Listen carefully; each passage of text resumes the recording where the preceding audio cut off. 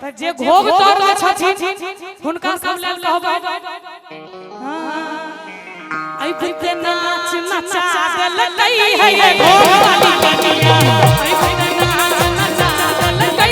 है घोग वाली कनिया घोग वाली कनिया है हमकी दुल्हनिया घोग वाली कनिया है हमकी दुल्हनिया घोग वाली कनिया है हमकी दुल्हनिया और एक बार हम सब ताली बजा दियो सब सैया से रोटी बेला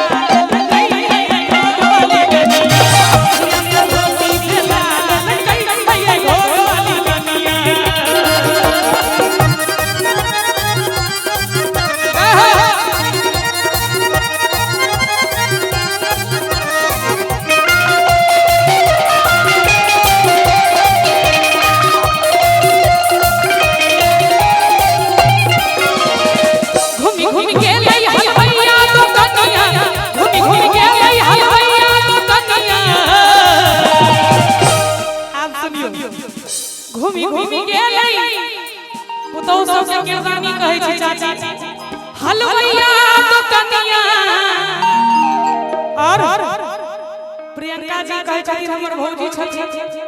ननदी से छुट्टी कुहार लगै है घोग वाली कनिया ननदी से छुट्टी कुहार लगै है घोग वाली कनिया घोग वाली कनिया है हमकी दुल्हनिया घोग वाली कनिया है हमकी लूट लेके नतवे दे बड़की भौजी के जवाब नहीं एक बार जोरदार ताली बजा दियो सब बटे चाले में पानी भरा लगई है घोग वाली कनिया चाले में पानी भरा लगई है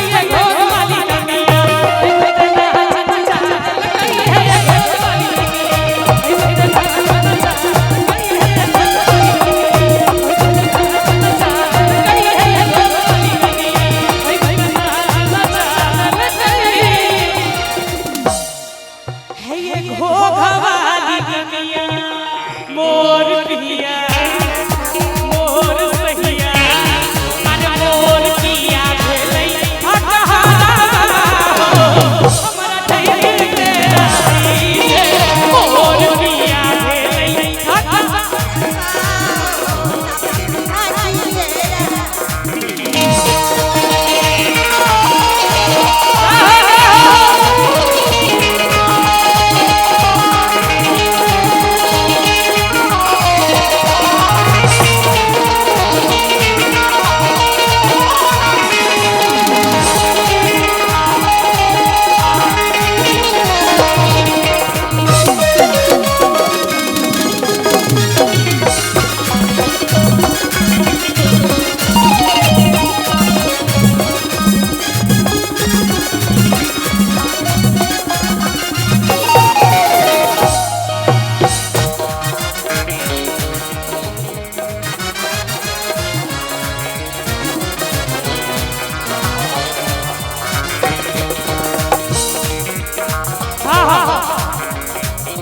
कहले जे दिल्ली बम्बई घुमाया मधुबनी में बुझाई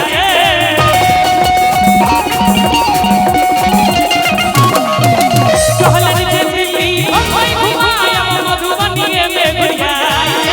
पटना सहरसा बड़ा दूर भेलै करभो नहीं जाई ई सब तो बड़ा घोग तैन के बैसल छथिन कते सुंदर लागे छथिन देखियो त भौजी अरे कहले जे दिल्ली बम्बई घुमायब मामा कत छथिन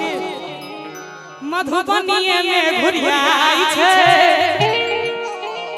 पटना सहरसा बड़ दूर भेलै प्रियंका जी राजा से राजे गांव तक नहीं जाई छै राजा करे कोई घर वाला हेते ओकर कनिया त कपारे पीट के कहै छै एक बार चारू कान से ताली बजेबे सब गोटे भौजी छथिन अच्छा हम सुनाबै छी एक बार मोटरसाइकिल का है सपना हो साइकिल में मोटरसाइकिल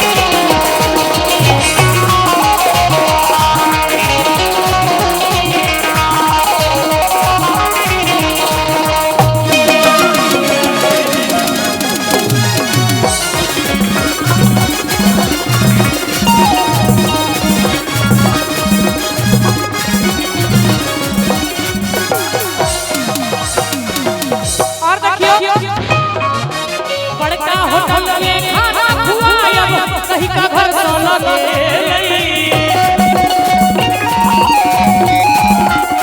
बड़का होटल में खाना खुआयब कहीं का घर सोलो सकरी की संग पर कचरी खुआ संग मन भेले मनोकामना पूर्ण भेले सर धन्यवाद दरोगा जी प्रणाम सर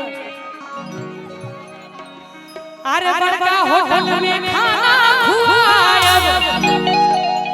कहीं का घर सोलो आ सकरी की सन पर कचरी खुआ